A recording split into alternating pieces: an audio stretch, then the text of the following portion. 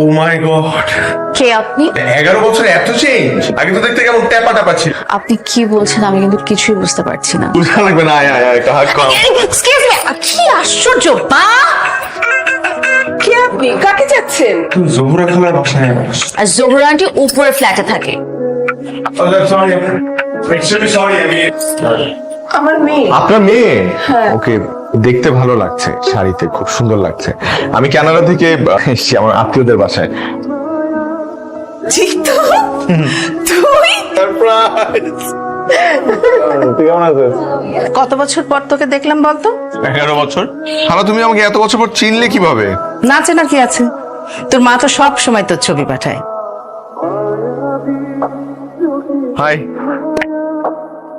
I আপনি দূরে থেকে কথা বলবেন তো। ভয় পাবেন না, আমি খুবই সরি ওই হাটটার জন্য। আপনি বসুন না। কিসে পড়েন আপনি? ফোরে পড়ি। আচ্ছা। আচ্ছা, আপনি কি সব সময় ভুল সময় ভুল জায়গায় ঢুকে যান? ভুল সময় ভুল জায়গায় না ঢুকলে আমি বুঝবো কি করে যে সঠিক সময় সঠিক জায়গাটা কি? কফি খাবেন? আমাদের সাথে তো কোনো কফি শপ নেই। কেমন ছিল না আপু? এই ভালো আছি, তোর কি অবস্থা? সবাই ভালো আছে, তুই জানিস যা। আমরা একটা বিজনেস আলাপ করছিলাম। কফি। ছাদের সবচাইতে সুন্দর ব্যাপারটা কি জানেন? ছাদে তো সব ব্যাপারই সুন্দর। একদমই না। আচ্ছা তাহলে আপনিই বলে নেন। আকাশ। শুনেছেন কখনো আকাশ ছাড়া ছাদ হয়? আচ্ছা, বাই দ্য ওয়ে, আপনার আপনার আসল ব্যাপারটা কি বলুন তো? আমার আসল ব্যাপার বলতে? আপনার কপালের ছোট্ট টিপ হিরোশিমার ওই ভয়াবহ অ্যাটম বোমের থেকেও বেশি ভয়ানক। কাল আমি আবারও আসবো এই সময় ছাদে। ততক্ষণ পর্যন্ত বাই বাই, সাইনিং অফ। তুমি কি ভেবেছো আমি বুঝি না? তুমি তো রুনাপুকে দেখেই গলে গেছো। নীল শাড়ি পরা এক বাঙালি মেয়ে, কপালে ছোট্ট একটা টিপ, হালকা বাতাসে চুলগুলো উঠছে। লাভ নেই, রুনাপু কাউকে পাত্তা দেয় না। কেন পাত্তা দেয় না জানিস? কারণ ও জানতো আমি আসবো। কোনো এক মিষ্টি বিকেলে ওকে বুকে জড়িয়ে সন্ধ্যা নামা দেখবো। বিকালবেলা সন্ধ্যা নামে না, সন্ধ্যা নামে সন্ধ্যাবেলায়। পুচকি, পুচকির মতো থাক।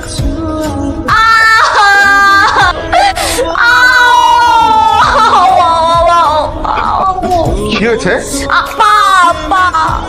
পা সুন্দর আছে মাশাআল্লাহ। মুচকে গেছে। ও দেখি। পা তো ঠিকই আছে, মিথ্যা বলছেন কেন আমাকে? ভুল পা ধরেছেন, ওই পা মুচকেছে। ওকে ওকে ওকে ওকে, দেখি দেখি।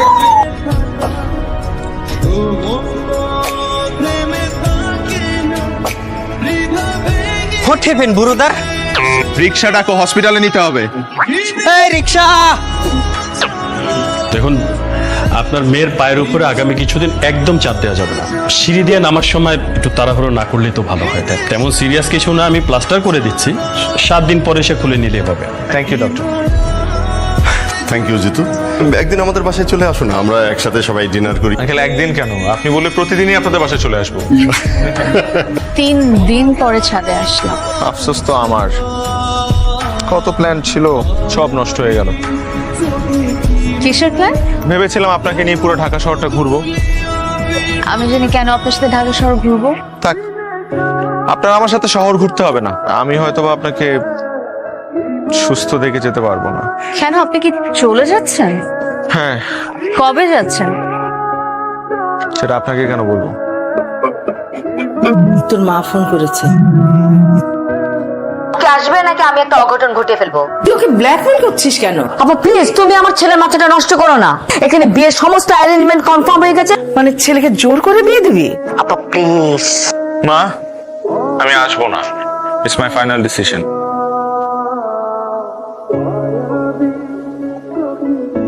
এটা কিন্তু অন্যায়। কোনটা? আপনি আমাকে রেখে একা রোদ পোহাচ্ছেন।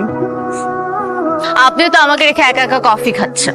আচ্ছা বলেন তো, আপনি আমাকে মিস করবেন আমি চলে গেলে? আপনাকে আমি কেন মিস করব?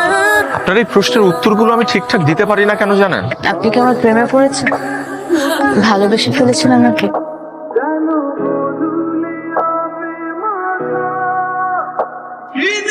জিতু ভাইয়া তাড়াতাড়ি নিচে চলো, কেন?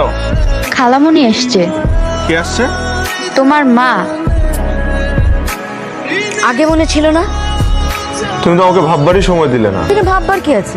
আমার তো একটা পছন্দ বা একটা ডিসিশন আছে তাই না? আমি যেটা ডিসিশন নিয়েছি সেটাই ফাইনাল। তুই ওকে জিজ্ঞাসা না করে বিয়ে কেন ঠিক করছিস? আপা প্লিজ, তুমি যেটা জানো না সেটা নিয়ে কথা বলো না। পরশুদিন টিকিট কেটেছি, জিতু আমার সাথে যাচ্ছে। হোয়াট? শুনলাম তোর কানাডা থেকে নাকি খালায় এসেছে। হ্যাঁ, জিতু ভাইকে নিতে। আমার খালামণি তো ভাইয়ের জন্য কানাডিয়ান মেয়ে পছন্দ করেছে, কিন্তু আমার ভাই কানাডা ফানাডা মেয়ে বিয়ে করবে না। তো কাকে বিয়ে করবে? ওই দিন বলছিল কি এক নীল শাড়ি পরা মেয়েকে দেখেছে, কপালে টিপ। তোর ভাইকে সে বল ওই নীল শাড়ি পরা মেয়েকে এত ভালো লাগলে তাকে প্রপোজ করতে। আমার খালামণি যদি জানে একদম মেরেই ফেলবে। আচ্ছা তুমি থাকো, আমি যাই।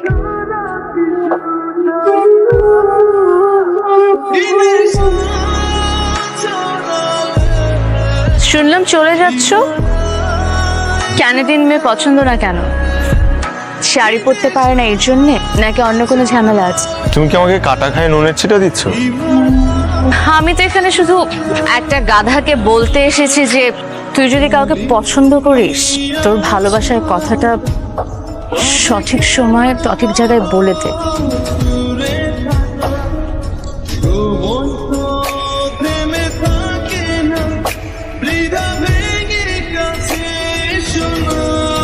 খালামণি, এরপর কিন্তু এত কম সময় নিয়ে এলে হবে না।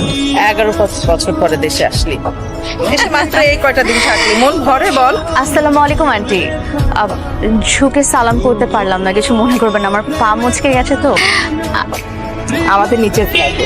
আন্টি আসলে না চলে যাচ্ছেন যে আর কটা দিন একটু ঘুরে যেতেন? বলো না, আমার ভীষণ কাজ ছিল তো ওখানে। নেক্সট টাইম আসবো, তখন অনেকদিন থাকবো। আন্টি নেক্সট টাইম আসলে তো এরকম মন খুলে ঘুরতে পারবেন না। কেন? কানাডিয়ান বউ থাকবে সাথে। আন্টি আপনার ছেলে কিন্তু লাখে একটা, তাকে একটা দেশীয় মেয়ের কাছে বিয়ে দিলে দেখবেন দেশীয় বউ আপনাকে মাথায় তুলে রাখবে। এখন বাংলাদেশের মেয়েরা বিয়ে করলেই মা বাবার কাছ থেকে ছেলেকে নিয়ে আলাদা করে ফেলে। আন্টি আপনার ছেলেকে আমার সাথে বিয়ে দিয়ে দিন। আপনার ছেলেকে আমি ঘরে ঢুকতে না দিলেও আপনাকে সবসময় আমি আমার পাশে রাখবো। গাড়িতে ওঠো।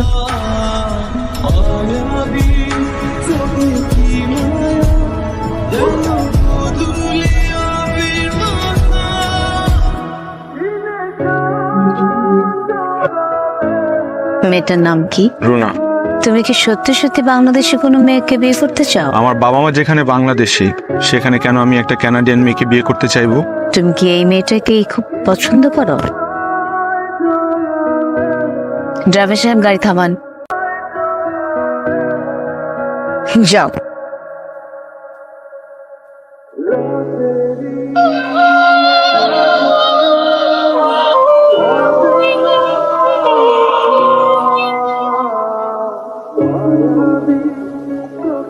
যাওনি তুমি?